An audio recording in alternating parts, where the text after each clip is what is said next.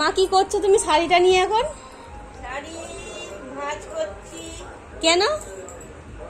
বাটায় ঠাকুর দেখতে যাবো, সব হলো না। এদিকে তাকিয়ে বলো। ঠাকুর দেখতে যাবো, বৃষ্টি হচ্ছে, ওই জন্য যেতে পারলাম না, তাই ভাঁজ করছি।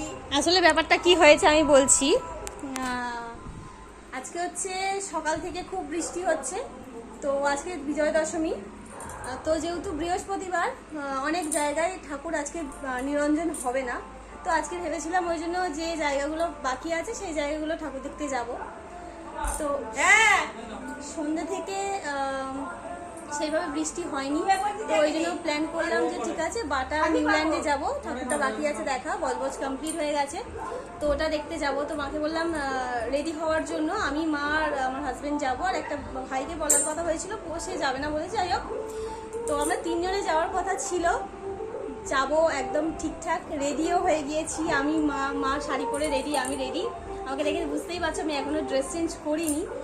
তারপর হঠাৎ করে মুষলধারে বৃষ্টি, মানে বেরোবো সেই সময়টাই বৃষ্টি, তো সেই জন্য আর যাওয়া হলো না, ক্যান্সেল হয়ে গেল। ওই জন্য মা আলমারির শাড়ি আলমারিতে সযত্নে তুলে রাখছে, তাই তো মা? হ্যাঁ, এক্সপিরিয়েন্সটা কেমন এবছরের? খুব ভালো নয়, কষ্টকর, দুঃখের বিষয়। মানে কোনো দিনই যে প্ল্যানগুলো করছি যে এখানে যাব ওখানে যাব, প্রত্যেক দিনই ফ্লপ হচ্ছে, প্ল্যানগুলো ঠিকঠাক হচ্ছে না। তো যাই হোক, হয়ে গেল আজ এবছরের পুজো শেষ। কালকে আমাদের এখানে ভাসান, সিঁদুর খেলবো, তারপর টাটা বাই বাই করে বাড়ি চলে যাব।